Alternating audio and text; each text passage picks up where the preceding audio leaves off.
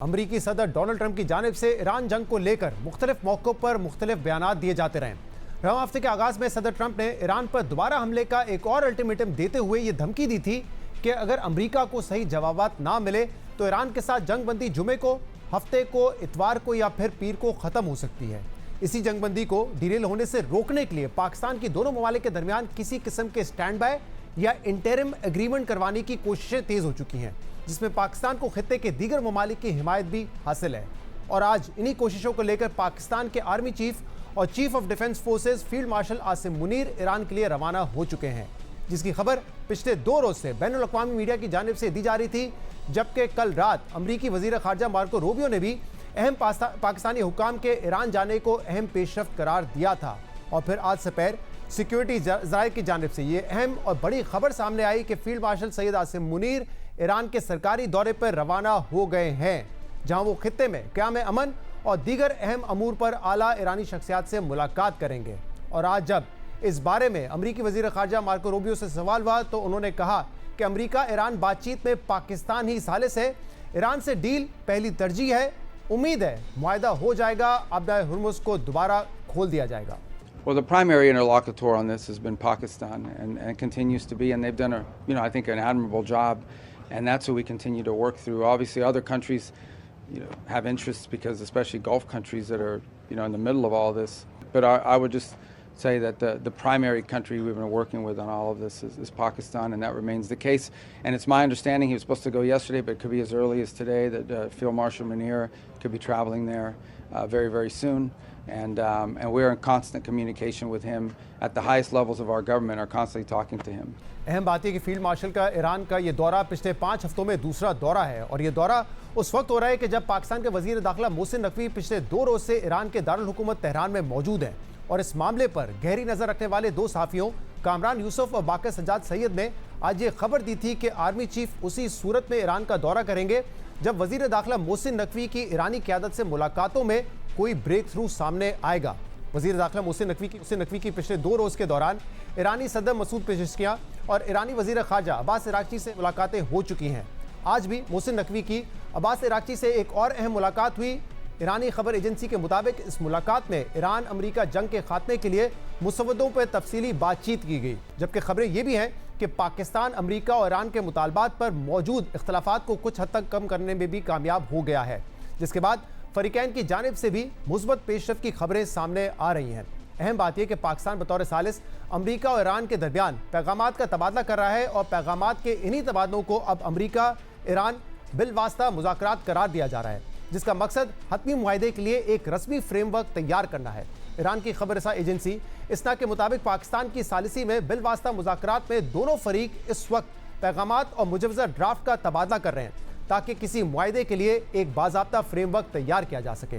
जबकि मामलात से बाखबर एक ईरानी ओहदेदार ने अल जज़ीरा को बताया है कि मुज़ाकरात बहुत हद तक कामयाब होने के करीब हैं और एक मुसव्वदा मुआहदे पर काम जारी है। इसी तरह ईरान के एक और सीनियर ओहदेदार ने रॉयटर्स को बताया है कि अमरीका के साथ ताहाल कोई मुआहदा तो तय नहीं पाया है, मगर दोनों फरीकैन के दरमियान इख्तलाफात में कमी आई है।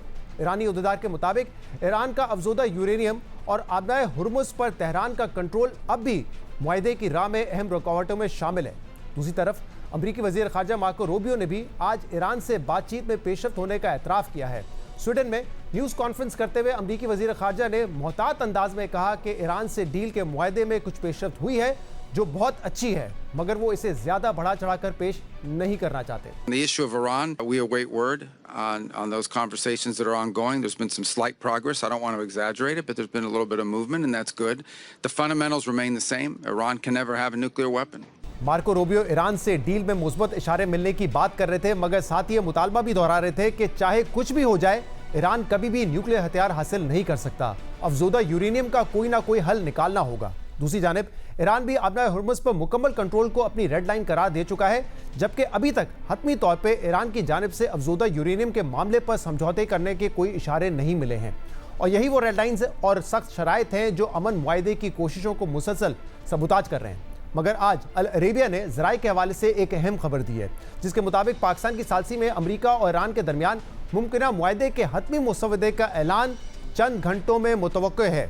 इस मुमकिना मुआहदे में क्या क्या नुकात शामिल हैं, इस हवाले से अल अरेबिया ने अपने खबर में बताया है कि मुआहदे के मुसवदे के मुताबिक तमाम महाजों पर फौरी, जामे और गैर मशरूत जंगबंदी होगी, जिसमें खुश्की, समंदरी और फ़िज़ाई हदूद शामिल हैं।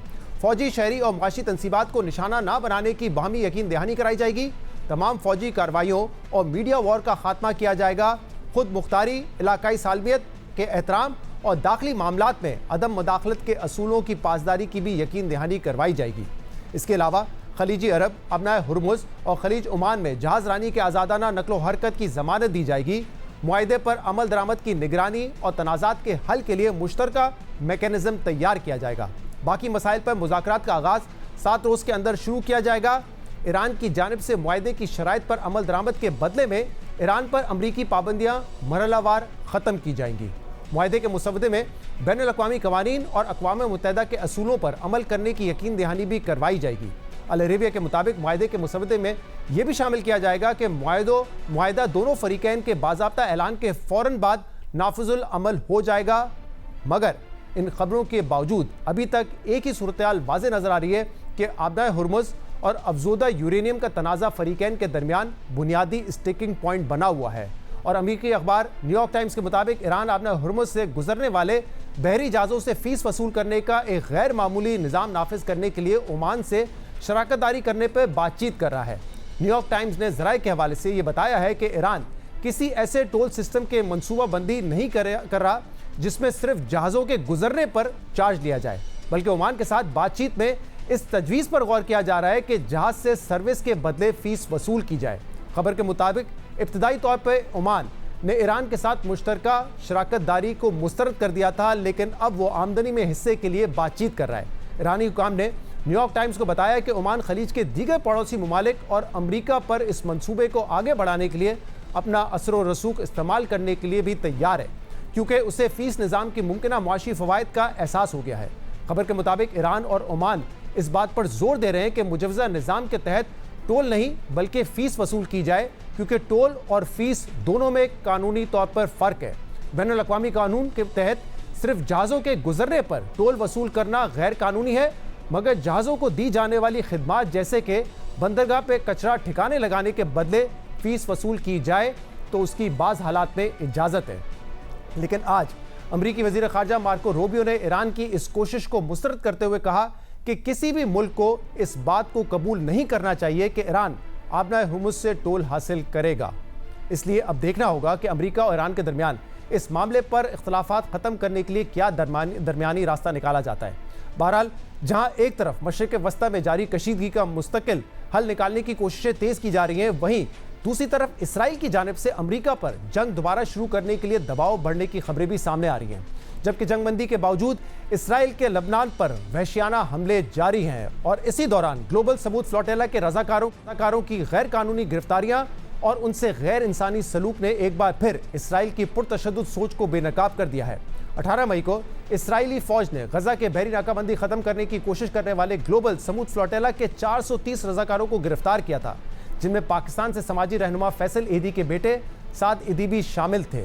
जिसके बाद दाएं बाजू के इंतहा पसंद इसराइली वजीर बेन गोयर ने अपने सोशल मीडिया पर इन कैदियों की हत्या आमेज वीडियो जारी की, जिस पर यूरोपीय यूनियन समेत दुनिया के कई ममालिक की जानिब से इसराइल पर तनकीद और वजाहतें मांगी गई। दुनिया के इस सख्त रद्दमल पर इसराइली हुकूमत ने इन रज़ाकारों को फौरी तौर पर रिहा करके 3 तैयारों में कल इसराइल से तुर्की के शहर इस्तांबुल मुंतकिल कर दिया और तुर्की पहुंचने पर इन रज़ाकारों ने इसराइली कैद में बदतरीन जिस्मानी और जिनसी तशद्दुद की जो दास्तानें बयान की, उसने इसराइल पर जारी तनकीद में मजीद इजाफा कर दिया है। इन रज़ाकारों में से कई ऐसे थे जो हड्डियां टूटने की वजह से तैयारे से स्ट्रेचर पर लिटाकर बाहर लाए गए। आयरलैंड के सदर की बहन मार्गरेट कॉनोली भी इसराइल की कैदियों में शामिल थी और उन्हें इस कैद में किस कदर ज़हनी अजियत का सामना करना पड़ा, इसका अंदाज़ा इस बात से लगाया जा सकता है कि जब एक सहाफ़ी ने इस्तांबुल एयरपोर्ट पर उनसे सवाल किया तो वो इस पर चौंक गई, जिसके बाद सहाफ़ियों ने उन्हें हौसला देते हुए बताया कि वो सिर्फ सहाफ़ी हैं और उनसे सवाल कर रहे हैं। फ्लोटेला में शामिल एक और शख्स ने बताया कि इसराइली फ़ौजियों ने कैद में कई शुरका का रेप भी किया है। Those monstrous soldiers, they raped their participants in the prison boat on the way to the port of Ashdod, where they got once again beaten up Many people with broken ribs, many people with broken bones, the arms, the collarbone, the ribs. We know on just one of the boats in one of the sections there were at least 15 cases of sexual assaults that have been reported so far. There were over 30 broken bones, broken clavicles, broken ribs. As has happened before, we called for medical attention and they ignored us every time. Did to us was nothing. We suffered nothing. And it's just the journalists. They're just. we have to say this barbaric, cruel regime must be disbanded. The United States and Germany are funding it 100% with the backing of England, France and all the Western governments who are a white menace spreading pestilence and violence wherever they go. They have a war machine to make billions. And I, for one, as a mother and a doctor and an Irish citizen, saying, up yours, we must change the world and make it safe and kind. And not have people treating you like dogs and keeping you in the ground and stealing a country that is not theirs. It is not yours. You must give some of it back and share with the Palestinians. You have no right to do what you do. ये Israel का वो चेहरा जो फ़लस्तीन, लबनान समेत खित्ते के दीगर ममालिक कई दिहाइयों से देख रहे हैं और अब यूरोप के शहरियों और हुकूमतों पर भी ये पर्दा उठता जा रहा है।